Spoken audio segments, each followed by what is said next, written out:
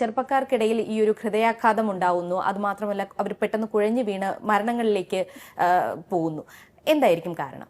ഇപ്പോൾ പൊതുവിലുള്ള ചെറുപ്പക്കാരുടെ ഒരു ശീലം കാണുന്നത് സമയത്തല്ലാത്ത ഭക്ഷണ രീതി, അതുപോലെ എക്സസൈസ് ഇല്ല, അമിതമായിട്ടുള്ള സ്ട്രെസ്സ്, ഇതെല്ലാം ഇവരിൽ കണ്ടുവരുന്ന ഒരു ശീലങ്ങളാണ്.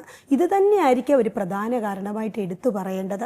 അതുമാത്രമല്ല, ഭക്ഷണത്തിൻ്റെ ക്വാളിറ്റി നോക്കുന്നില്ല, അതിനകത്ത് ഫൈബർ കണ്ടൻറ് ഉണ്ടോ എന്നുള്ളതും, കൊഴുപ്പുകളുടെ അളവ് കൂടുതലുള്ളത്, അതുപോലെ ജീവിത രീതിയിലുള്ള മാറ്റങ്ങൾ, പ്രഭാത ഭക്ഷണം കഴിക്കാതിരിക്കുക, അതുപോലെ ഉച്ചക്കത്തെ ലഞ്ചും ബ്രേക്ക്ഫാസ്റ്റും ഒന്നിച്ചു ചേർന്ന് ഉച്ച സമയത്ത് കഴിക്കുന്നു, അതുപോലെ രാത്രി വൈകി ഭക്ഷണം കഴിക്കുക.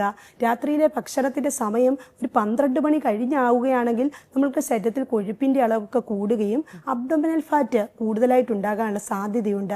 ഇങ്ങനെയുള്ളൊരു ചിട്ടയില്ലാത്ത ജീവിതശൈലിയും ആഹാര രീതിയും ഒക്കെ തന്നെയാണ് ഒരു പ്രധാന കാരണമായിട്ട് തന്നെ ഇതിനെ എടുത്തു പറയേണ്ടത്. ഇത് കാരണം ഹൃദയാഘാതം ഉണ്ടാവുമെന്നാണോ ഡോക്ടർ പറയുന്നത്? ഇത് കാരണം കാർഡിയാക് സംബന്ധമായ രോഗങ്ങൾ, ഉയർന്ന ബ്ലഡ് പ്രഷർ, അതുപോലെ ശരീരഭാരം കൂടുന്നത്, കൊളസ്ട്രോളിൻ്റെ അളവ് കൂടുന്നത്, ബ്ലഡ് ഷുഗർ എലിവേഷൻ, ഇതെല്ലാം ഒരു റീസൺ ആയിട്ട് തന്നെ വരാം.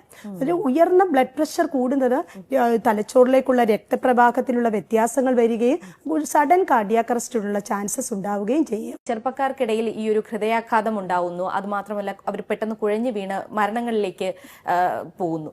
എന്തായിരിക്കും കാരണം?